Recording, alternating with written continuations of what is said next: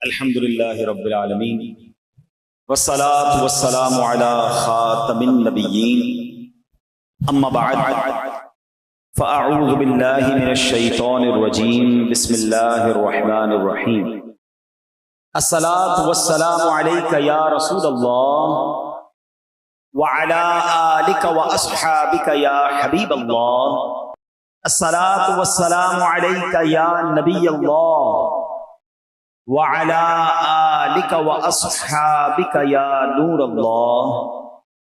दुरूद पाक पढ़ने के बेशुमार फ़ज़ाइल व बरक़ात हैं। काबे के बदरुद्दुजा, तैबा के शम्सुद्दुहा सल्लल्लाहु तआला अलैहि वसल्लम का फरमाने आली शान है, क़यामत के दिन लोगों में से सबसे ज्यादा मेरे करीब वो शख्स होगा जो मुझ पर सबसे ज्यादा दुरूद शरीफ पढ़ता होगा। अब ये बज़ाहिर तो एक लाइन है, एक जुमला है हदीस में, वेरी शॉर्ट हदीस, मगर इस हदीस में जो इनाम छुपा हुआ है ना, वो अगर आप इमेजिन कर लें, वो समझ लें, तो यकीन करें कि एक ही फजीलत दुरूद पाक के लिए काफी है कि बंदा बस दुरूद पाक को अपना वजीफा बना ले। हजरत किबला मुफ्ती अहमद यार खान नईमी मशहूर मुफस्सिर कुरान हैं, इस हदीस पाक की शरह में फरमाते हैं, क़यामत में सबसे आराम में वो होगा जो नबी पाक अलैहिस्सलाम के साथ रहेगा। और हुज़ूर अलैहिस्सलाम की कुर्बत का तरीका क्या है, नसीब होने का जरिया क्या है, वो दुरूद शरीफ की कसरत है। तो इस हदीस शरीफ से मालूम ये हुआ कि दुरूद शरीफ बेहतरीन नेकी है कि तमाम नेकियों से जन्नत मिलती है और दुरूद पाक पढ़ने से बज़्मे जन्नत के दूल्हा मिल जाते हैं। जो जन्नत के दूल्हा हैं, जिनके लिए ये कायनात सजाई गई है, अगर वही मिल जाएं, उन्हीं का कुर्ब मिल जाए, तो फिर सुभान अल्लाह, फिर कौन सी मुश्किल है। वो शायर कहते हैं ना, महशर है अगर महशर, किस बात का हमको डर, महशर है अगर महशर, किस बात का हमको डर, हम जिनके सना खा हैं वो भी तो वहां होंगे, आका वहां होंगे ना। और अगर वाकई दुरूद पाक पढ़ते हुए, उनका जिक्र करते हुए दुनिया से जाएंगे और नबी पाक ने अपना कुर्ब अता कर दिया, यकीनन प्रॉब्लम्स बहुत सारी हैं, महशर में कितने मसाइल हैं। आपको मैं किताब चाहूंगा कि आप उसका कम से कम एक हिस्सा जरूर पढ़ें, पूरी पढ़ लें तो क्या बात है। बहार शरीयत, मुफ्ती अमजद अली आज़मी साहब ने किताब लिखी है। बहार शरीयत का जो पहला हिस्सा है ना, वो ईमानियात पर है। मेरा और आपका अल्लाह के बारे में क्या अकीदा होना चाहिए, नबी अलैहिस्सलाम के बारे में क्या अकीदा होना चाहिए, सहाबा के बारे में, फरिश्तों के बारे में, कयामत के बारे में। अमेजिंग, बहुत जरूरी है, बेसिक किताब है, ये हमें पता ही नहीं होता, ठीक है।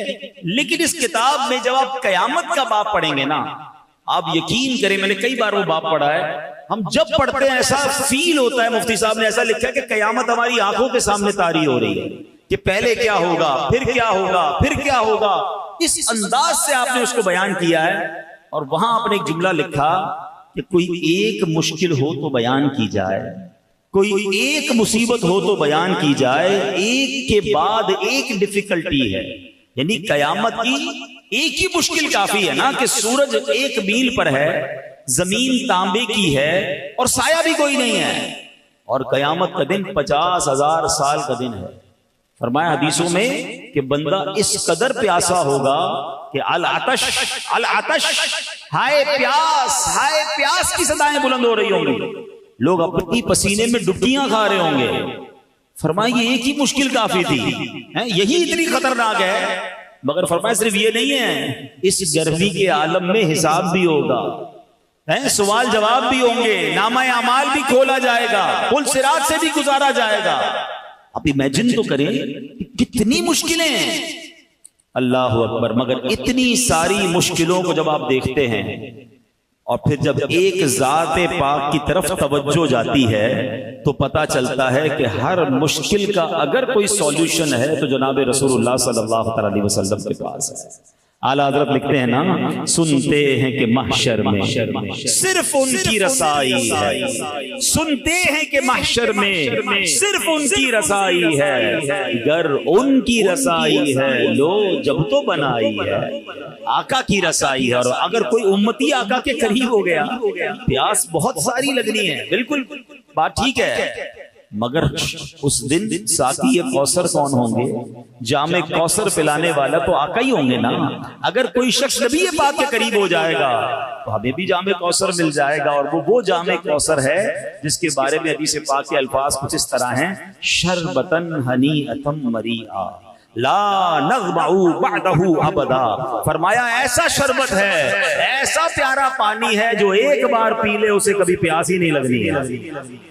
आला हज़रत लिखते हैं ना कि ठंडा ठंडा मीठा मीठा, ठंडा ठंडा और मीठा मीठा, पीते हम हैं पिलाते ये हैं सल्लल्लाहु। यानी आप देखिए जो भी मुश्किल है, अच्छा और क्या मुश्किल है? नामा अमाल खोले जाएंगे, ऐब खुल जाएंगे, इतने गुनाह हैं सबको पता चल जाएगा। जो पर्दा ढका हुआ है वो पर्दा खुलने का अंदेशा है। मगर मेरे रजा कहते हैं कि अपने करम से हम हल्कों का, अपने करम से हम हल्कों का पल्ला भारी बनाते ये है मिलकर सल्लल्लाहु। और रंगे बेरंगों का पर्दा, रंगे बेरंगों का पर्दा, दामन ढक कर छुपाते ये है सल्लल्लाहु अलैहि वसल्लम। एक और मुश्किल भी तो है, पुल सिरात से गुजरना है, लोग कट कट कर जहन्नम में गिर रहे होंगे, घबराहट का आलम होगा, चीखो पुकार का आलम होगा। ये ब्रिज, ये पुल तलवार से ज्यादा तेज, बाल से ज्यादा बारीक, मगर मेरे आका का अंदाज क्या होगा कि उसी पुल के किनारे मेरे आका सजदे में जाकर अल्लाह की बारगाह में क्या सदाएं लगा रहे होंगे, रब्बे सल्लिम उम्मती, ए अल्लाह मेरी उम्मत को सलामती से गुजार दे, रब्बे सल्लिम उम्मती। मेरे रजा कहते हैं सल्लिम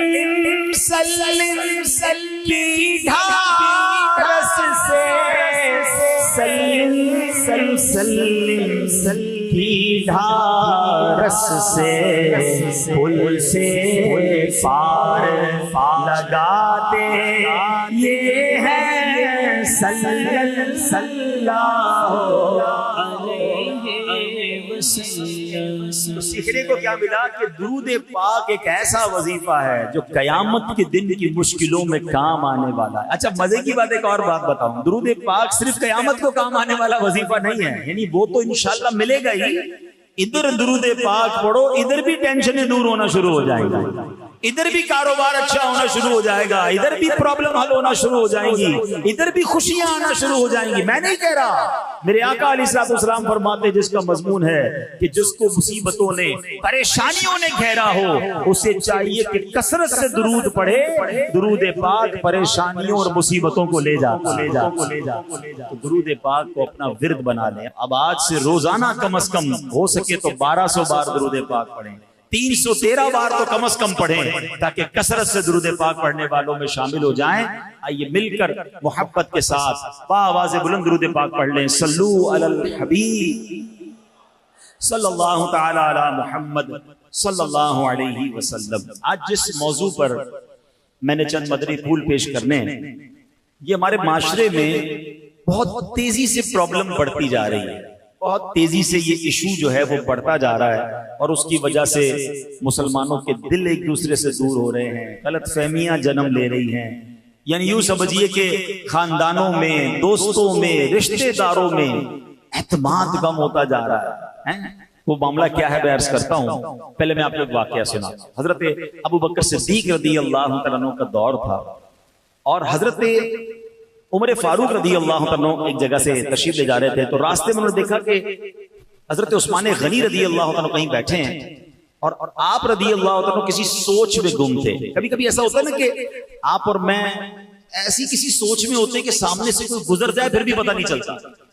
बाजों का बंदा हाथ हिलाता है, भाई किधर हो, मेरी तरफ तो देखो। अच्छा, हम किसी को देख रहे हैं तो समझ रहे मुझे देख रहा है, मगर हम उसे नहीं देख रहे होते, जहन कहीं और होता है। बंदा जब किसी गहरी सोच में होता है तो सामने क्या हो रहा है उस पर तवज्जो नहीं होती। ठीक है, हजरत उस्मान गनी रज़ी अल्लाह तआला इसी कैफियत में थे। हजरत उमर फारूक रज़ी अल्लाह तआला ने वहां से गुजरे, आपने सलाम किया। ये भी सीखने को मिला कि जब किसी को मुसलमान को देखें, करीब से गुजरे तो सलाम करें। तो आपने सलाम किया, हजरत उस्मान गनी ने जवाब नहीं दिया। अच्छा, हजरत उमर फारूक को बड़ा अजीब सा लगा कि उस्मान गनी रज़ी अल्लाह तआला ने जवाब नहीं दिया मुझे। आप चले गए हजरत अबू बकर सिद्दीक रज़ी अल्लाह तआला के पास, मुसलमानों के पहले खलीफा के पास, कि हुजूर मैंने हजरत उस्मान गनी को सलाम किया, उन्होंने जवाब नहीं दिया, लगता है वो मुझसे नाराज हैं, कोई मिसअंडरस्टैंडिंग हो गई है, तो मुझे समझ नहीं आ रहा उन्होंने जवाब। वो तो बिल्कुल फौरन जवाब देते हैं, हमारा तो बड़ा प्यार है आपस में। तो हज़रत अबू बकर सिद्दीक रज़ी अल्लाह तआला उन्होंने मामले को पेंडिंग नहीं किया कि ठीक है बाद में देख लेंगे, मैं बात कर लूंगा। आपने कहा चलो साथ चल।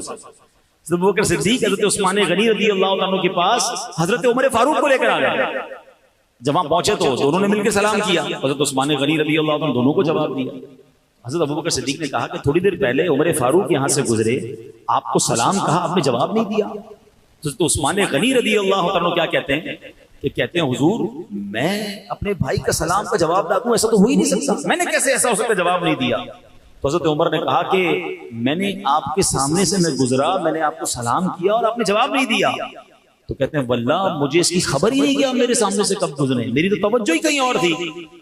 तो सुभान अल्लाह, हज़रत अबू बकर सिद्दीक कहते हैं ये तो बताओ किस सोच में थे। अगर वाकई किसी ऐसी गहरी सोच में थे कि उमर फारूक का गुजरना भी तुम्हें ना समझ आया, हमें तो बताइए आप क्या सोच रहे थे। अल्लाह अकबर है। हमारे यहाँ कोई किसी सोच में गुम भी होता है ना, तो सोच होती है कि कारोबार का क्या होगा, तो नौकरी का क्या होगा, दुनिया की प्रॉब्लम्स, या बाज़ औक़ात बदकिस्मती से कोई किसी गलत काम, गुनाहों वाले काम की तवज्जो में गुम हो जाता है। मगर जब कोई आशिक रसूल होता है, उसकी यादों में भी नबी पाक अलैहिस्सलाम ही बसते हैं, उसकी यादें भी होती हैं तो आखिरत की होती हैं, उसकी यादें भी होती हैं तो जनाब किसी नेकी के काम के करने की आदत होती है। वैसे कभी सोचे इस बात पर कि मुझे और आपको कभी ऐसा ख्याल आया और उस ख्याल में हम इतने गुम हो गए हों कि मेरा मरने के बाद क्या होगा, मेरी आखिरत कैसी होगी, मेरा जन्नत में दाखिला कैसे होगा, या कभी जनाब इस ख्याल से मुझे और आपको नींद ना आई हो। ऐसे तो बहुत सारे लोग मिलते हैं कि जनाब दुनिया की टेंशन की वजह से, दुनिया के किसी प्रॉब्लम की वजह से मैं रात को सो नहीं पाया, मेरी आंख खुल गई। मगर ऐसा कभी हुआ कि एक रात नींद इसलिए ना आई हो कि याद रसूल ने तड़पा दिया हो, प्यारे आका के इश्क ने तड़पा दिया हो, दीदारे रसूल के लिए मेरी आंखें बेकरार हो गई हो, मदीने की याद हो और मेरी आंखों में आंसू हो और इसी आंसुओं के साथ मेरी रात गुजरी हो। क्या कभी कोई ऐसी रात, कभी कोई ऐसा दिन हमसे गुजरा हो? अल्लाह अकबर। ये शेर कितना प्यारा है नात का, काश मैं और आप इसके मिस्ताक बन जाएं कि दिल में हो याद तेरी गोशे तन्हाई हो, दिल में हो याद तेरी गोशे तन्हाई हो, फिर तो खलवत में अजब अंजुमन आराई हो। अल्लाह करे हमारी तखलिये भी, हमारी खलवतें भी कभी ऐसी हो, इस तरह की महफिल हो, कोई नात नात पढ़े और इश्क़ रसूल वाली नात पढ़ दे तो कभी कभी हमारी आंखों से भी आंसू बह जाते हैं, कभी हम भी मदीने की याद में तड़प जाते हैं। यकीनन ये बड़ी अच्छी बात है। मगर सच बताऊं असल मजा क्या है कि मैं हूं अकेला और मेरा कमरा हो, मुझे कोई देख ना रहा हो और मेरी आंखों से आंसू मदीने की याद में बह रहे हो, मेरी आंखों से आंसू नबी पाक की याद में बह रहे हो। मैं वो रात तड़प कर गुजारूं कि या रसूल अल्लाह मैं भी आपका उम्मती हूं, मुझे भी आपका दीदार नसीब हो जाए। कभी कोई रात ऐसी गुजरे कि अपने गुनाह याद आए और मैं जा नमाज बिछाऊं और सजदे में जाकर अपने रब की बारगाह में आंसू बहाऊं। यकीन करें ये अकेले में आंसू बहाना, इसका लुत्फ ही और है, इसकी चाशनी ही और है। तो बहरहाल मेरे प्यारे इस्लामी भाइयों, हजरत अबू बकर सिद्दीक पूछते हैं सैयदना उस्मान गनी से, ऐ उस्मान गनी जरा ये तो बताइए आप किस सोच में थे? आप पता है उस्मान गनी रज़ी अल्लाह तआला क्या बताते हैं? आप फरमाते हैं कि मैं एक ऐसी गहरी सोच में डूबा हुआ था कि मैंने नबी पाक अलैहिस्सलाम से आपकी हयात तैयबा में एक सवाल पूछना था, मैं वो सवाल पूछ नहीं पाया, काश मैं वो सवाल आपसे पूछ लेते। हज़रत अबू बकर सिद्दीक रज़ी अल्लाह तआला ने फरमाया वो सवाल क्या था? ऐ उस्मान हमें तो बताओ वो सवाल क्या था? तो हज़रत उस्मान गनी कहते हैं कि मैंने सवाल ये पूछना था कि क़यामत के दिन नजात का दारो मदार किस बात पर है? कौन सी चीज होगी कि जिसकी वजह से कयामत के दिन नजात मिल जाएगी, बंदा बख्शा जाएगा। हजरत अबू बकर सिद्दीक रज़ी अल्लाह तआला ने पता क्या जवाब दिया? आपने फरमाया, ऐ उस्मान, मैंने अपने आका से ये सवाल पूछ लिया। आप तो नहीं पूछ सके ना, मैंने पूछ लिया। अब रिवायत के अल्फाज हैं कि हजरत उस्मान गनी खुशी से खड़े हो गए, इतना खुश हुए क्योंकि उनको ये पता था कि इन्होंने सवाल पूछा, इनके पास जवाब भी होगा। जो सवाल मैं नहीं पूछ सका, इन्होंने पूछ लिया और जवाब भी होगा। अल्लाह अकबर। कहते हैं, या ऐ अबू बकर, मेरे माँ बाप आप पर कुर्बान।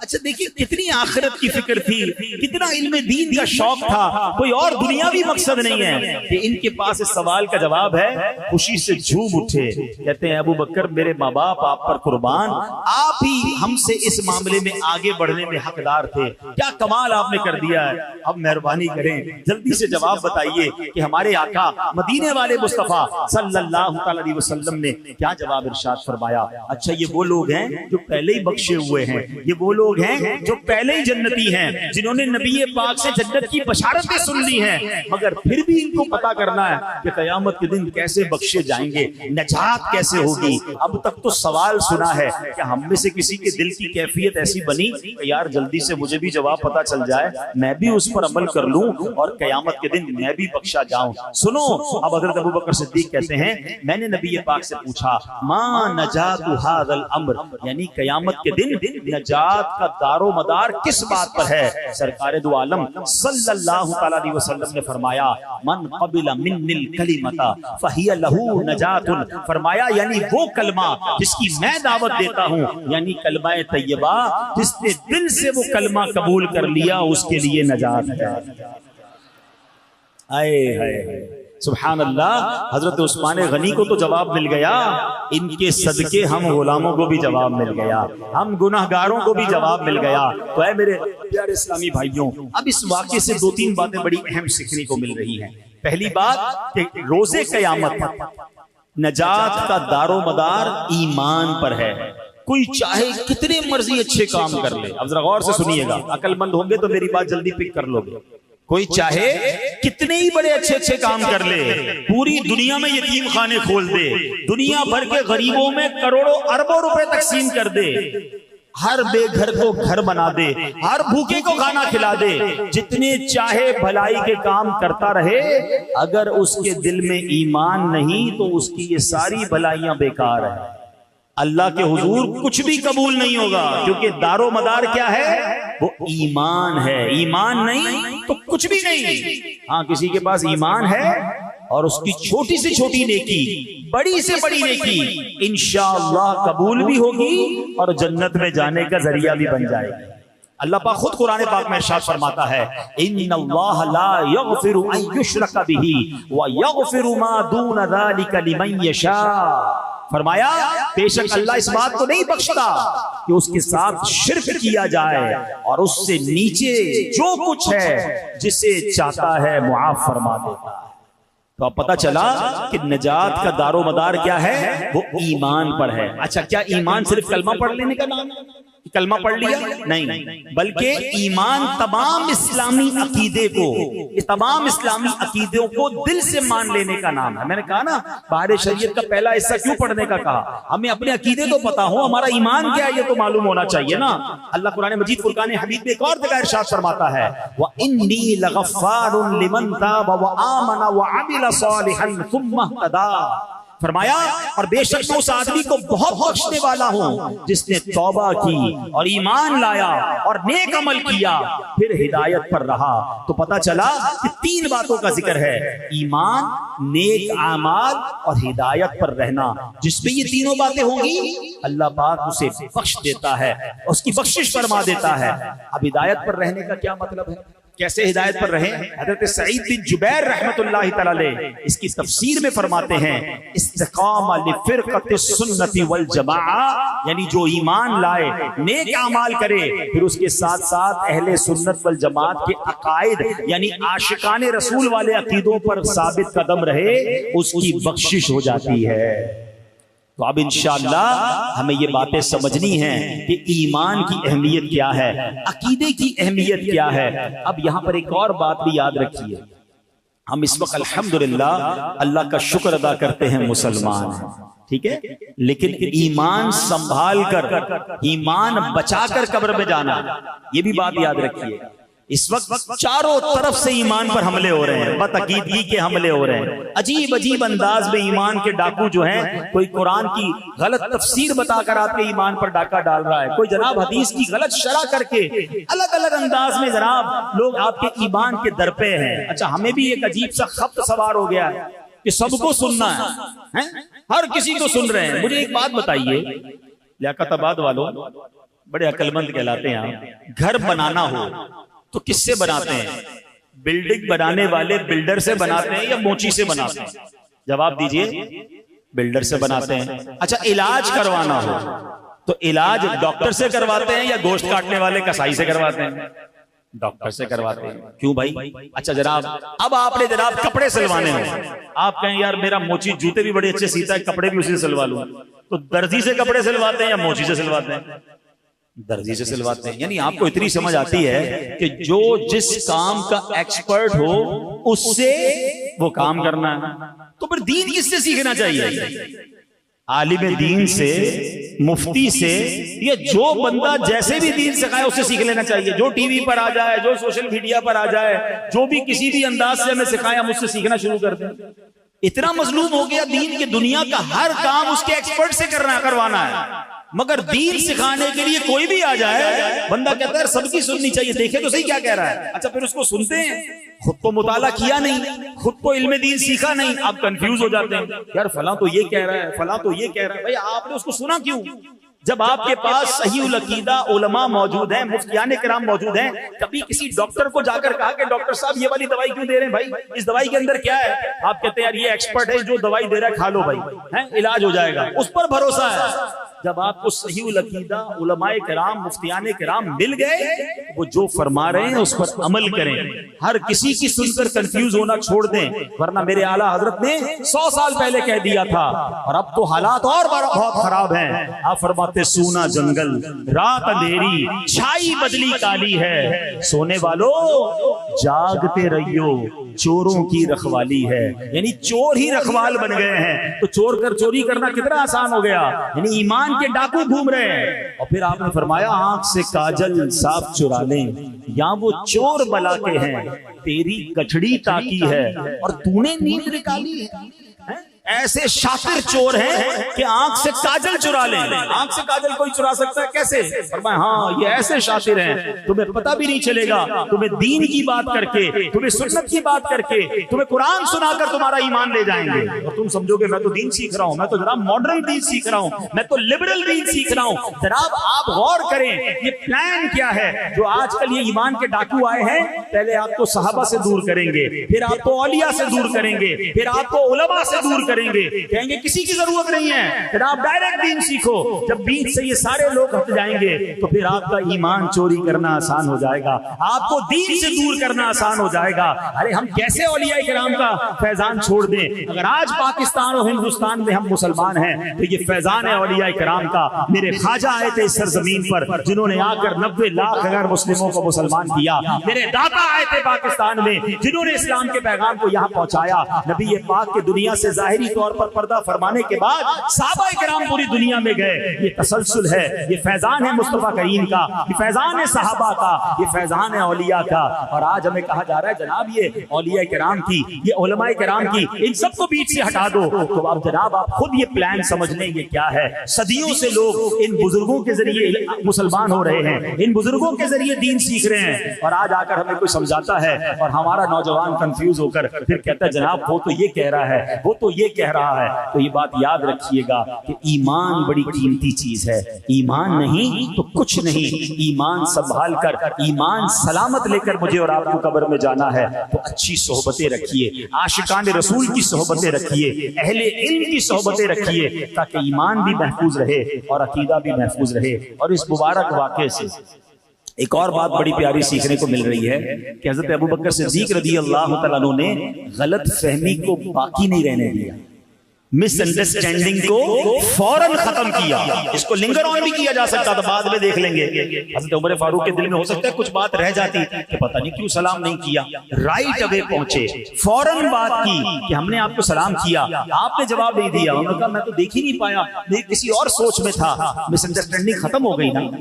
हम ये नहीं करते, हम दिल में पालते हैं, हम पूरा प्लान उसके साथ बना लेते हैं। यार आज नमाज में गया, फला नमाजी ने मुझे देखकर मुस्कुराया नहीं, लगता है कोई प्लानिंग कर रहा है मेरे बारे में। फला जो है मुझसे हाथ नहीं मिलाया, 3 लोगों से हाथ मिलाया, मुझसे हाथ नहीं मिलाया, लगता है इसका कोई इरादा मेरे बारे में ठीक नहीं है। अरे भाई उसकी सोच क्या थी? अरे आज मुस्कुराया नहीं, हो सकता है उसकी तबीयत खराब हो सकता है वो किसी और टेंशन में हो। मुझे सच बताइए, क्या आपकी जिंदगी में कोई ऐसा मौका नहीं आता जब आप किसी टेंशन में होते हैं, आपका जी भी नहीं चाहता किसी से बात करने को, आपका जी भी नहीं चाहता किसी से मुलाकात करने को? अब मिसाल देता हूँ, थोड़ी देर की चलें, आज की ताजा मिसाल देता हूँ। मैं गाड़ी से उतरा, अब जब मैं गाड़ी से उतरा तो हमारे यहाँ प्रॉब्लम ये होता है, जब आपकी गाड़ी में एसी चल रहा हो और आप गाड़ी से बाहर निकलते हैं तो आपके ग्लासेस जो है ना वो बिल्कुल नजर कुछ भी नहीं आता। फौरन आप जब गाड़ी से बाहर निकलेंगे तो आपके ग्लासेस पूरे क्या कहते हैं, फॉग आ जाती है, नजर नहीं आता। तो हमें फौरी उतरने के बाद ग्लासेस उतार कर उसको साफ करने पड़ते हैं। बाहर उतरते ही मैं ग्लासेस साफ करने लगा तो 4-5 लोगों ने हाथ के लिए फौरन हाथ बढ़ा दिया, मुझे तो वो नजर ही नहीं आ रहे थे। मैंने अपनी ग्लासेस साफ किए, ग्लासेस पहने तो लोगों ने हटाना शुरू कर दिया। अब मैं जब आगे आया ना तो मैंने कहा हो सकता है किसी के दिल में ख्याल आया, यार मौलाना साहब तो बड़े आदमी है, मगरूर है, हाथ बढ़ाया तो हाथ भी नहीं मिलाया। अच्छा हो सकता है उसी की किसी ने वीडियो बना दी, बना लेते ना लोग वीडियो कि देखें हमें कहते सलाम आम करो, हमने तो हाथ बढ़ाया तो हाथ ही नहीं मिलाया, फौरन बदगुमान प्लान। यानी मुझे एक बात समझ नहीं आती कि हमारी सुई नेगेटिव से क्यों शुरू होती है? हमारी हर बात हमेशा नेगेटिव से शुरू होगी। मिसाल के तौर पे हमने किसी को फोन किया, फोन नहीं उठाया, हाँ भाई बड़ा आदमी हो गया है, जब अपना काम होता है तो पहली बेल में उठाता है, खुद फोन करता है। आज मैंने फोन किया तो फोन ही नहीं उठा रहा। अच्छा ये तो वो बदगुमान हो रहा है कि जिसको ये पता है कि इसके पास मेरा नंबर है। हमारे साथ तो नहीं कहानी है, हम किसी का फोन ना उठा कहते हैं आप गरीबों का फोन नहीं उठाते। मैंने कहा यार मुझे आज तक कोई ऐसा सॉफ्टवेयर नहीं मिला कि आपके फोन नंबर के साथ बैंक बैलेंस भी लिखा हुआ आता हो कि किसी गरीब साहब की कॉल आ रही है, अमीर की कॉल आ रही है, मैं तो किसी का भी नहीं उठा पाता। तो क्यों बदगुमान हो जाते हैं हम एक दूसरे के बारे में? अब गौर करें ना, फोन नहीं उठाया बड़ा आदमी हो गया। अच्छा किसी को दावत में बुलाया, नहीं आया, हाँ भाई गरीबों की दावत में कहाँ आएंगे, अमीरों की दावत में जाते हैं। पहले उससे पूछो तो सही भाई क्यों नहीं आया, हो सकता है खुद बीमार हो, हैं? फोन आपका नहीं उठाया, हो सकता है नमाज पढ़ रहा हो। आपके नमाज पढ़ते भी फोन उठाते हैं? अब इस वक्त मैं बयान कर रहा हूँ, मेरे मोबाइल मेरा जेब में, फोन बज रहा है, मैं नहीं उठा रहा। अब कोई कह रहा है भाई बड़ा आदमी हो गया फोन नहीं उठा रहा, बयान करते हुए फोन कैसे उठाऊंगा भाई? कोई तो हुस्ने ज़न्न, कोई तो हम कहीं से कोई पॉजिटिविटी लाएं, और अच्छा गलतफहमी हो भी रही है दिल में तो पूछे तो सही उससे, पूछते ही नहीं है, गुमान। देखिए आपके दिमाग में कोई नेगेटिव बात आए आप गुनाहगार नहीं होंगे, मगर उस नेगेटिव बात को आपने दिल में जमा लिया और उस पर पुख्ता हो गए। अब आप कह रहे हैं बंदा ही ऐसा है, इज़हार भी कर दिया, ये बदगुमानी हराम, जहन्नम में ले जाने वाला का। आपको पता है ये बदगुमानी ऐसा अजीब गुनाह है, बहुत सारे गुनाह करने के लिए पार्टनर चाहिए होता है। आप झूठ बोलते हैं, किसी के सामने बोलते हैं ना, अकेले अकेले झूठ नहीं बोलते। गीबत क्या होता है, कोई ना कोई बंदा होता है जिससे बंदा बातें करके गीबत कर रहा होता है। बदनिगाही, माज़अल्लाह कोई किसी को देख रहा है, बेपर्दगी हो रही है। ये बदगुमानी इतना खतरनाक गुनाह है कि कोई बंदा आपके पास नहीं है, आप अकेले ही बैठे, अकेले ही सोची जा रहे हैं, अकेले ही दिल पुख्ता कर रहे हैं, अकेले ही अपने आप को मजबूत कर रहे हैं और अकेले ही गुनाहगार हो रहे हैं। आप सोचिए ये कैसा जहन्नम में ले जाने वाला काम है, और ये इतना आम हो गया है कि हर एक बंदा दूसरे से बदगुमान हो रहा है। हमारी दुकान के सामने किसी ने दुकान खोली और उसके बाद वो बेचारा नेक नमाजी आदमी तस्बीह भी पढ़ रहा है, दुरूद पढ़ रहा है, ये सामने बैठ के मेरे बारे में वजीफा करता है, ये रोज आता है वजीफा करता है, मेरी तरफ फूके मार रहा होता है, सारे घाव गुजर जा रहे हैं, मेरे घाव खत्म हो गए। ओ अल्लाह के बंदे, वो वैसे ही जिक्र कर रहा है, जिक्र की बरकत से घाव जाते हैं, तू भी करना शुरू कर दे, तेरे पास भी आ जाएंगे। बदगुमानी छोड़, वो 5 वक्त नमाज पढ़ रहा है, टोपी लगा रहा है, कह रहा है ये नमाज भी इसीलिए पढ़ रहा है कि मेरा कारोबार बर्बाद हो जाए, अब तुम भी पढ़ना शुरू कर। Always negative. घरों में इतनी ज्यादा बुरी हालत हो गई, सास बहू से बदगुमान, बहू सास से बदगुमान है, जरा भाई बहन, हर तीसरा दूसरा आदमी एक दूसरे के बारे में नेगेटिव सोच रहा है। क्यों? हम क्यों किसी के बारे में नेगेटिव सोचते हैं? ये बदगुमानी हराम, जहन्नम में ले जाने वाला काम। मिलजुल कर रहे, एक दूसरे के साथ रहे, गलतफहमी हो गई, पूछे तो सही। एक बार क्या हुआ, एक दो दोस्त थे ना, और बहुत प्यार था आपस में, तो उन्होंने प्लान किया कि यार इस बार छुट्टियां होंगी ना तो मैं तुम्हारे पास आऊंगा और दोनों मिलकर हम जरा मजे से जाएंगे पाकिस्तान के नॉर्दर्न एरियाज में, घूमेंगे फिरेंगे, छुट्टियां मनाएंगे, फुल प्लान हो गया। और उसने कहा मैं भी अपनी फैमिली को लेकर या अपने दोस्तों अपने घर वालों को लेकर आऊंगा, आप भी होंगे, हम साथ चलेंगे। टाइम सेट हो गया। उसने कहा ठीक है। अब वो जो बंदा था, मिसाल देता हूँ, एग्जाम्पल के जरिए समझाता हूँ, कराची में रहता था, दूसरा भाई जो उसका था वो इस्लामाबाद में रहता था, और इस्लामाबाद से उन्होंने आगे जाना था। छुट्टियां डिसाइड हो गई, सब तय हो गया। ये बंदा कराची से गया इस्लामाबाद उसके घर पे। जब वो घर में गया तो सोचा कि आज तो मुझे खूब मोहब्बत से वो मिलेगा, प्यार से मिलेगा, और थोड़ी देर में सामान वामान पैकिंग होगी और हम रवाना हो जाएंगे। वो जैसे ही घर में गया तो उसने सलाम दुआ की, और सुनाओ कैसे आना हुआ? बोला कैसे क्या आना हुआ, चलना नहीं है? बोला नहीं मैं नहीं जा सकता। भाई क्यों? बस मैंने कहा ना मैं नहीं जा सकता, आप जाइए। तो कहा ना मुझे खाने का पूछा, ना पानी का पूछा, ना उसने जनाब मुझसे कोई मुस्कुरा कर बात की, और मैं तो उसके पास आया था। मैं तो समझा पहले तो मुझे एक दिन कयाम के लिए कहेगा कि इतना दूर से आए, कयाम का भी मुझे ऑफर नहीं की। मैं थोड़ी देर इंतजार करता रहा कि कम से कम ये कहेगा भाई आज रात यहाँ सो जाओ फिर रवाना हो जाना, कुछ भी ऑफर नहीं की। कहता मैंने सामान उठाया और मैं चला गया छुट्टियों पे, और नियत कर ली कि जिंदगी भर इसका मुंह नहीं देखूंगा। 10-12 साल तक दोनों ने एक दूसरे से बात नहीं की। 12 साल के बाद वो जो दूसरा वाला दोस्त था इस्लामाबाद में जो रहता था, वो किसी मकाम से कराची आया। मिसाल दे रहा हूँ, शहरों के नाम अलग हो सकते हैं, ये वाकया मैंने पढ़ा। तो वो जब उसके पास आया ना, तो उसने उसके दफ्तर में आया तो उसने उसको सलाम भी नहीं दिया, उसको हाथ भी नहीं बढ़ाया। मेरी पहले बात सुन लो, फिर तुम्हें जो मेरे साथ करना हो कर लेना। अब बोलो क्या करना है? इतनी ज्यादती की, अब क्या बात करने आया? क्या तुम्हें पता है कि जब हमारा घूमने फिरने का प्रोग्राम बना था कुछ महीनों पहले, बड़े अरमानों के बाद, बड़े सालों के बाद मेरे यहाँ बेटे की विलादत हुई। हाँ मुझे पता है तुम्हारे यहाँ बेटा हुआ था, बहुत सालों से औलाद नहीं हो रही थी। कि जिस दिन तुमने मेरे घर आना था उससे चंद घंटे पहले मेरे उस बच्चे का इंतकाल हो गया था। मेरे घर में कोहराम मचा हुआ था। मेरे घर वाले अंदर कमरे में चीखो पुकार कर रहे थे, रो रहे थे, आहो फुगा थी। मगर मुझे टेंशन ये थी मेरे दोस्त के, तुम्हें बड़ा शौक था छुट्टियों पे जाने का। अगर मैं तुम्हें वो गम बताता तो तुम भी सारी छुट्टियां कैंसिल करते, तुम भी मेरे गम में शरीक हो जाते। बड़ी मुश्किल से तुम निकले थे, इतना खर्चा किया था, तो मैंने सोचा कि अपना गम अपने पास रखूं और तुम्हें किसी तरह यहाँ से रुखसत कर दूं ताकि तुम्हारे ये दिन खराब ना हो। अब बताइए उस पहले दोस्त का क्या हाल हुआ होगा जो 12 साल तक अपने दोस्त को बुरा भला कहता रहा, उसके बारे में बुरा सोचता रहा। हम कभी तो पॉजिटिव सोच लें, कभी तो सामने वाले से वजाहत तो ले लें, पूछ तो लें कि ऐसा क्यों था, आप क्यों नहीं मुस्कुराए थे, आपने क्यों मुझे प्रॉपर जवाब नहीं दिया।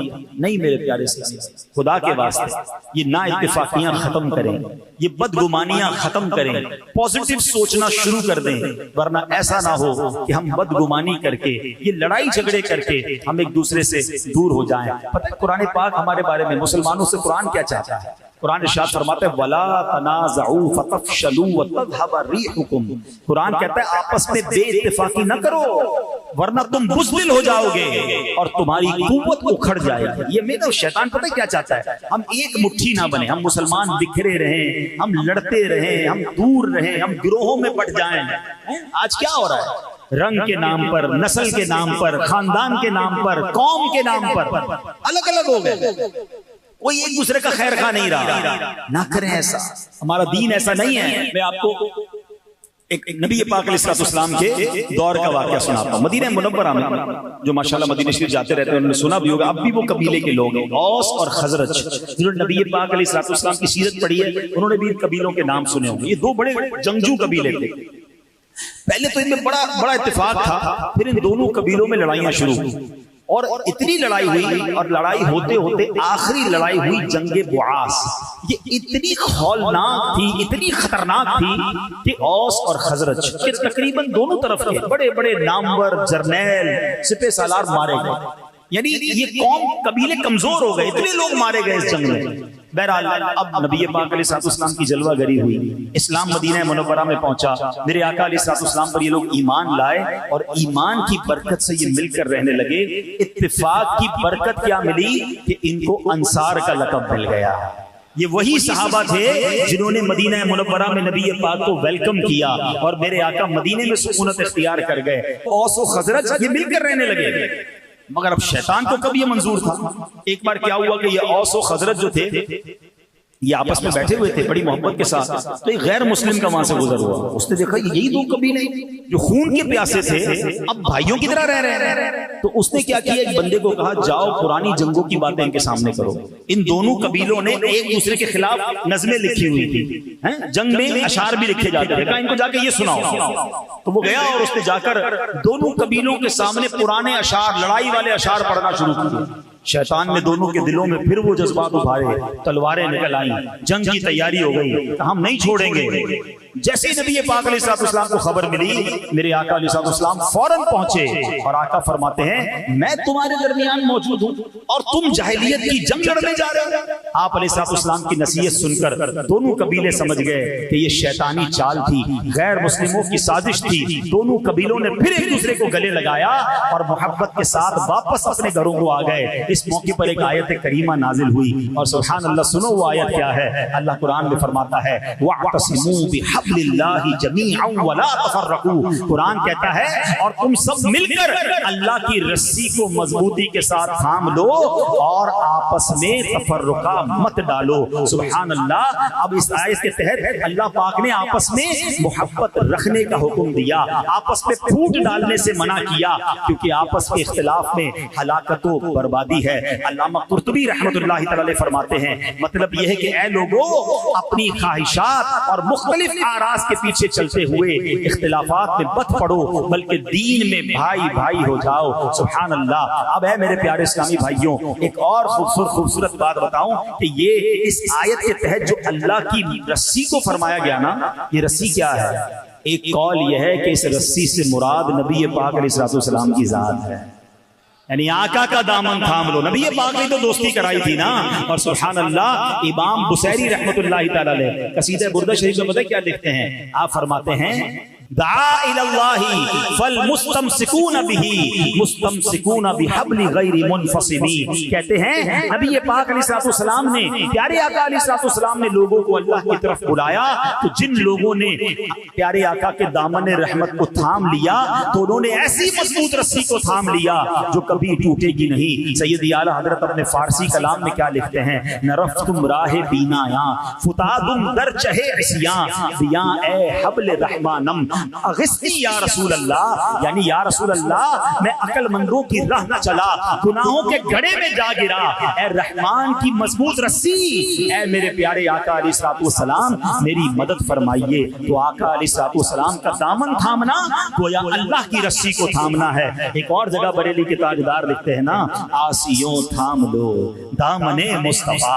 आसियों थाम लो दामने मुस्तफा और पढ़ो रब की रहमत पे लाखों सलाम। तो है मेरे प्यारे इस्लामी भाइयों, हमें आपस के तफर्रके से बचना है, हमें आपस की नफरतों से बचना है। आशिकाने रसूल मुसलमानों को एक होकर रहना है। ये छोटी छोटी बातों पर दिल खट्टा ना किया करो, रिश्तेदारियां ना तोड़ दिया करो, दोस्तियां खत्म ना किया करो, मुसलमानों के लिए कीना और बुग़्ज़ ना रखा करें, दिल बड़ा रखें। एक बात समझ लीजिए, हम सारे इंसान हैं और इंसान ये खता का पुतला है, इंसान से मिस्टेक भी हो जाती है। अगर मेरे भाई से कोई गलती हो भी गई है तो कोई बात नहीं, मैं उसे माफ कर दूं। हमारा एक और प्रॉब्लम क्या है कि हम आपस के जो ताल्लुकात है ना, वो हम अदले बदले में रखते हैं। इसने मुझे बुलाया तो मैं ऐसे बुलाऊंगा, इसने मुझसे मुस्कुरा कर मिला तो मैं मिलूंगा, इसने तोहफा दिया तो मैं तोहफा दूं।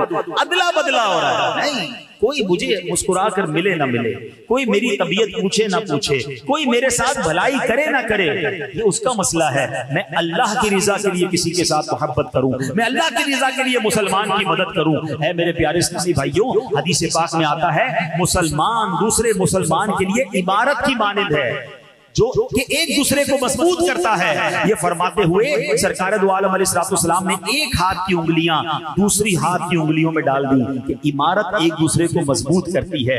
हम एक दूसरे के खैरखा बने, हाथ पकड़ने वाले बने, दुश्मन ना बने। ऐ मेरे प्यारे इस्लामी भाइयों, अब आते हैं आखिरी बात। वैसे तो इस बयान पर बहुत सारी चीजें मौजूद हैं, मगर मैं एक और बात कर लूं कि आपस में प्यार कैसे बढ़े, मोहब्बत कैसे बढ़े।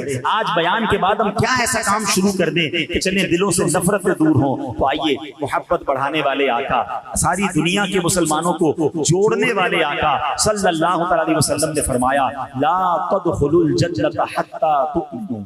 तुम उस वक्त तक जन्नत में दाखिल नहीं हो सकते जब तक ईमान न ले आओ। फिर फरमाया वला तुमिनु हत्ता तहाब्बू, और तुम उस वक्त तक कामिल मोमिन नहीं हो सकते जब तक आपस में मोहब्बत ना करो। और सुभान अल्लाह, आका फरमाते क्या मैं तुम्हें वो बात ना बताऊं जो आपस में मोहब्बत को बढ़ाती है? फरमाया अफशुस सलाम बैनकुम, आपस में सलाम को आम करो। तो सलाम को आम करें, हैं? एक दूसरे को देखें, मिले, सलाम करें। जिसको जानते नहीं जानते सलाम करते हुए आगे बढ़े तो इंशाअल्लाह ये मोहब्बतें बढ़ाएगी। इसी तरह मुसाफहा, हाथ मिलाना, ये भी मोहब्बत और उखुवत को बढ़ाने का तरीका है। सरकार दो आलम अलैहिस्सलाम फरमाते हैं एक दूसरे के साथ मुसाफहा करो, इससे कीना यानी दिल में छुपा हुआ जज्बा अदावत जो है वो जाता रहता है। तो ऐ मेरे प्यारे इस्लामी भाइयों, हमें मुसलमानों के लिए हमदर्दी होनी चाहिए। एक और जगह सरकार दो आलम अलैहिस्सलाम फरमाते हैं जो किसी गमज़दा शख्स से गम खारी करेगा अल्लाह पाक उसे तकवा का लिबास पहनाएगा और रूहों के दरमियान उसकी रूह पर रहमत फरमाएगा। और जो किसी मुसीबत ज़दा से गम खारी करेगा अल्लाह पाक उसे जन्नत के जोड़ों में से 2 ऐसे जोड़े अता करेगा जिनकी कीमत पूरी दुनिया भी नहीं हो सकती है। जन्नती जोड़े चाहिए तो गम खारी करें, दिलों में सुकून दाखिल करें, टेंशन न दें, हाँ राहत दें। कुछ लोग होते हैं जो लोगों के लिए टेंशन बनते हैं, रोब जमाते हैं, धमकाते हैं, डराते हैं। ऐसा मत करना। मुसलमानों को राहत पहुंचाओ, तुम मुसलमानों को खुश करोगे अल्लाह तुम्हें खुश कर देगा, अल्लाह तुम्हारी मुश्किल आसान कर देगा। आप लोगों के लिए आसानियां पैदा करने वाले बन जाएं। तो आज है मेरे प्यारे इस्लामी भाइयों, अगर किसी वजह से किसी रिश्तेदार, किसी दोस्त, किसी पड़ोसी से किसी वजह से भी अगर कोई शरई वजह नहीं है और आपस में दूरी हो गई है, गलत फहमी हो गई है, अल्लाह की रिजा के लिए माफ कर दें, दिल बड़ा कर लें, मोहब्बत के साथ रहें। छोटी सी जिंदगी है, कब तक लड़ते रहोगे? इन चीजों को खत्म करके प्यार और मोहब्बत के साथ जिंदगी गुजारें। अल्लाह हमें बाहम इत्तेफाक और इत्तेहाद नसीब फरमाए, हमें नफरतों से दूर रखे, हमें खुशउस्लूबी के साथ, हुस्ने ज़न के साथ जिंदगी गुजारने की तौफीक अता फरमाए और हम सबको अपने ईमान की और अकीदे की हिफाजत करने की तौफीक अता फरमाए। अल्हम्दुलिल्लाह, ऐसी प्यारी बातें दावत इस्लामी के प्यारे माहौल में सिखाई जाती हैं। इस माहौल से वाबस्ता रहें, दावत इस्लामी के इज्तिमात में आते रहें। अल्लाह पाक हमें अमल करने की तौफीक अता फरमाए। सल्लु अलल हबीब।